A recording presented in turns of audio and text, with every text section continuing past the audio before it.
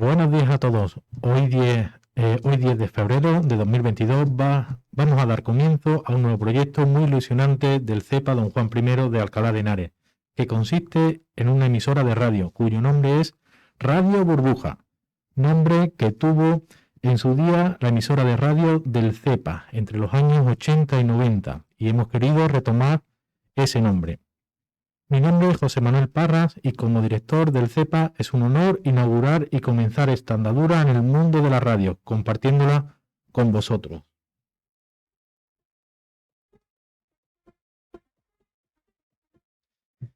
En el estudio de grabación nos acompaña Cristina Sánchez, jefa de estudio. Hola, ¿qué tal? Víctor Chinestra. Hola, buenas. Profesor del ámbito social. Y 3 profesoras de un centro adulto de Bélgica llamado Focus. Están Ine. Hola, buenas. Iva. Hola. Ansilvi. Hola, ¿qué tal? En el control tenemos a Ángel Jiménez, profesor del CEPA y persona que ha llevado la iniciativa y desarrollo de este proyecto. Muy buenas a todos, espero que os guste. Estas 3 compañeras de Bélgica están ahora mismo realizando un aprendizaje por observación en nuestro centro, dentro de un proyecto Erasmus Plus. En el programa de hoy nos comentarán su experiencia y opinión al respecto.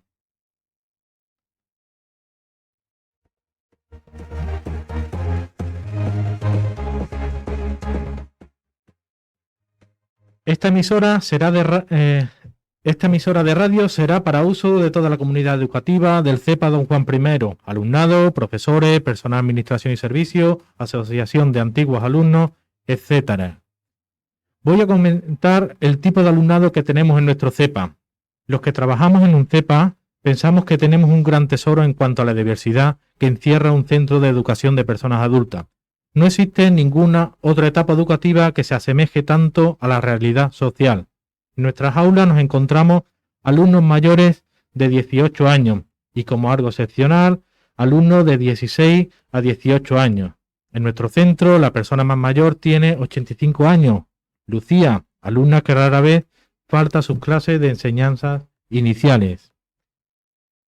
En la diversidad que nos encontramos en nuestro CEPA tenemos personas de origen migrante, alumnos con diversidad funcional y personas con discapacidad, personas trabajadoras, desempleadas, personas privadas de libertad, alumnos procedentes de un sistema educativo en el que han fracasado y algunos con un importante bagaje de negatividad a sus espaldas, personas cuya finalidad es obtener una titulación para poder acceder a otros estudios superiores y mejorar su situación actual, personas mayores cuya participación en nuestras enseñanzas les permite ganar en calidad de vida, previniendo el deterioro cognitivo, estimulando la atención y la memoria. Muchas de estas personas asisten a nuestras clases también por puro placer. En definitiva, la casuística es tan grande como diversa es la sociedad.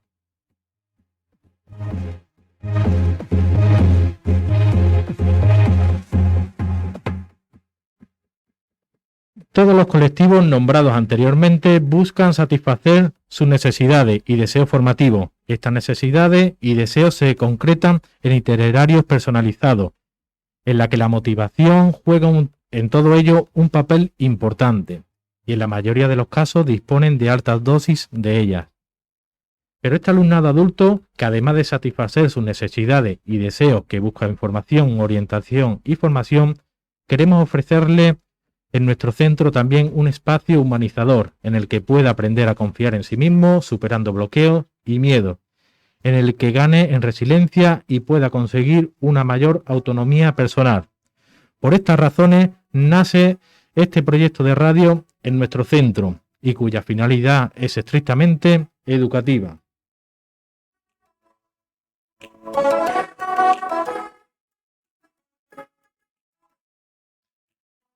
A continuación, Cristina va a hacer una pequeña entrevista con las 3 profesoras que tenemos invitadas de Bélgica y el profesor Víctor.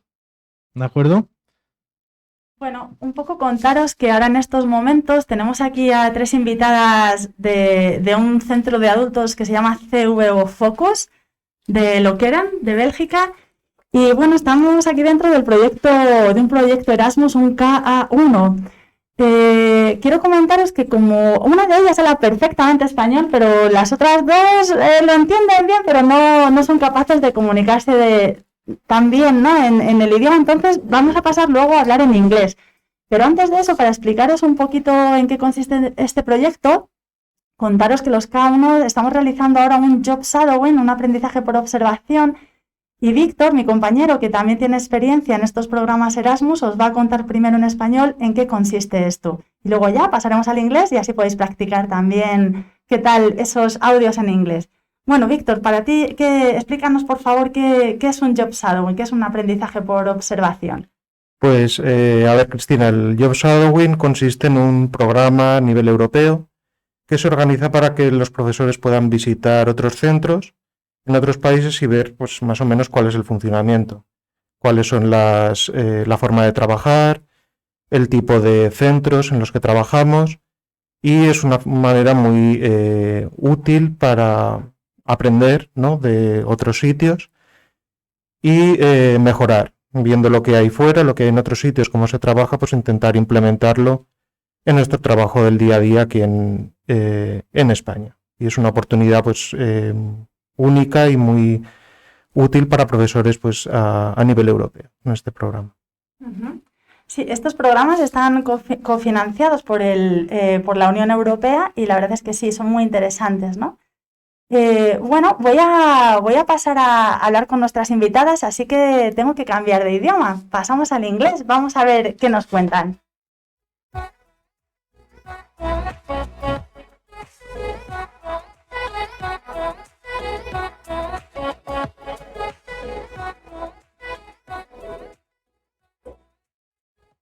Hello again, Ina, Eva, and Sylvie. How are you? Fine, thank you. Very good, thank you. Okay, we are very happy to have you here. And you are in the Erasmus program, and it's the first time we are doing a job shadowing together. It's your first experience, and it's also our first experience of job shadowing, of being host. So we are really, really proud of having you here. And I think there is a compulsory question now.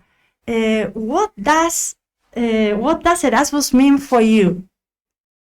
I'll answer that question for you. Well, we are very happy to be here. As you said, it's our first experience, and it's a very nice and very instructive experience. We have learned so many things. We have seen professors in their classes, and we have seen how they are treating their students, what type of programs they are giving them, all the nice projects you have in the school. So for us it's enriching. It's really seeing that the same kind of school, because in Belgium we have also a school for adults, for second chance education. It's different, but in a sense it's the same, because we want these people to get a better future, to find a job and to integrate in society. And we see that you do the same things, but we have also learned a lot of things that are new to us, that are different, very creative projects like this one, like the radio. So it's really very, very enriching.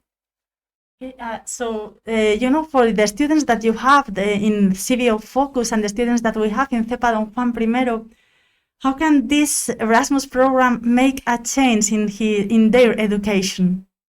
I think it can make a big change, because right now you can see, just like Ina explained, all the projects, all the activities that you are doing, and also maybe things that are we find difficult in our center, or that we have problems with doing. We can see how you do it, and I think it can really inspire to make some changes in our own classes, in our own center, and that can only help the students and the quality of the education.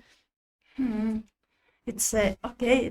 I think it's very good. We are having good ideas also when we were visiting you, and also here it's very interesting, because also when you have been here, you think that you come here to learn from us, but you know that we are also learning having you here, even if we are not visiting your center now, because of the conversations, of the chats that we are having during all these days. Is the 4th day. They have been here for 4 days, and it has been very intensive.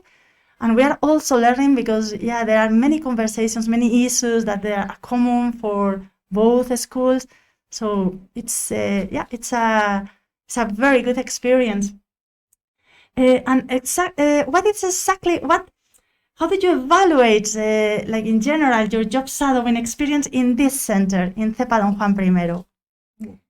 Well, as well, my colleagues said, we learned a lot from you in this 4 days, but we really are excited about that you have here a very close team. You are very close to each other, the teachers, but you're also very close to your students, and that's very nice to see. Mm-hmm.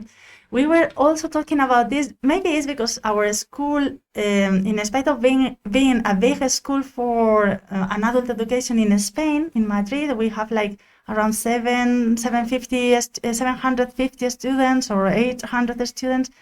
Your school, of course, is much bigger. Yes. How many students do you have?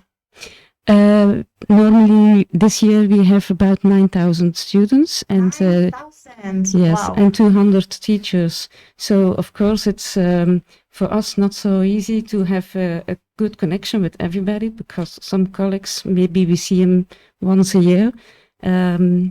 So it's nice to see that you can do it as well. Yeah. That's a good thing of being smaller, maybe. Yeah. Yes. You are too big. Yeah, you are too big. Yes, for us it's something really impressive. You know. Also, we know that you have been able to visit some things in Alcalá and also in Madrid. So you have been a little bit of time to know our culture or our monuments or our town. You know. So what things have you learned about Alcalá de Henares? I think we've learned a lot about the history, about the beautiful buildings around here. Now we know what they are. So about the fact that Alcalá is a university city, but also there are different cultures that lived here, different religions. And also this morning we learned a lot about the early history, the Roman history and the Complutum. It was also really interesting. But I think we've also learned just not necessarily things from history, but how we can right now just enjoy tapas in the sun. Yes, we missed the sun in Belgium. You have been very lucky because the weather is being so nice now that And that's also an aspect of Erasmus program. You come to learn, of course, about the professional situation, but all the things that surround it, knowing people from another country, knowing the culture of another country, living in that country for some days and participating in the life of Spanish people, well, we enjoy that a lot, and it's really an important aspect, I think, just to learn to know other cultures and to take that culture home, and not just for holiday, but really to live together for a short period, of course, and to see how people live here and enjoy life. I agree with you, and I think it's very good because it's not the same when you go as a tourist, but then now as we are also working, you can see how we work, so you are knowing other aspects from our culture or our way of living, so I think it's very good.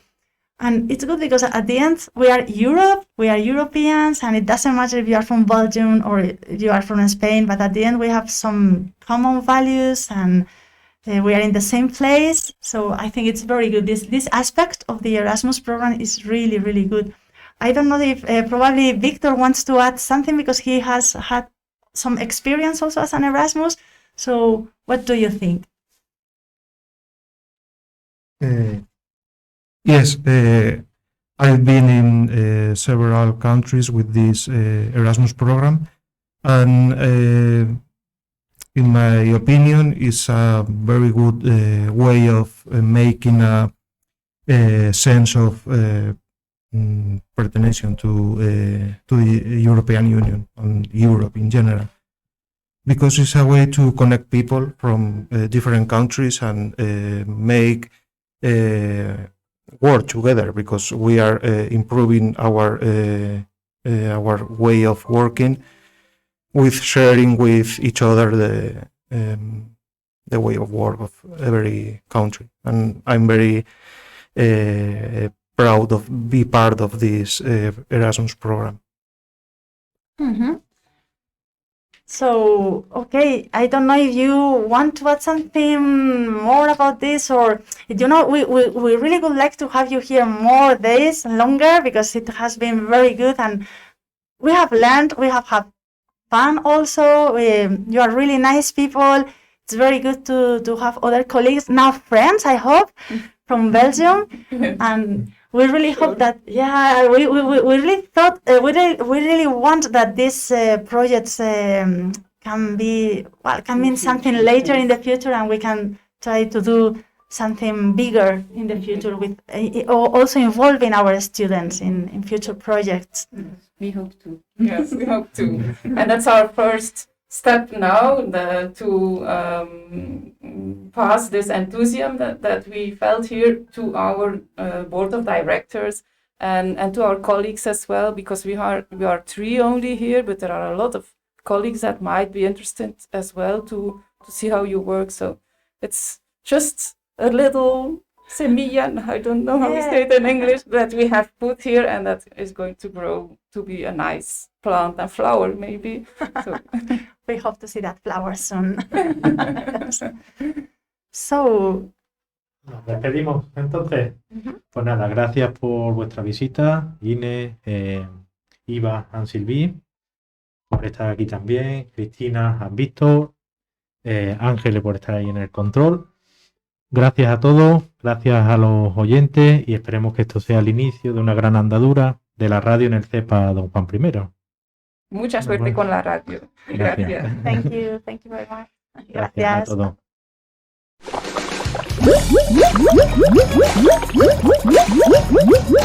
Gracias.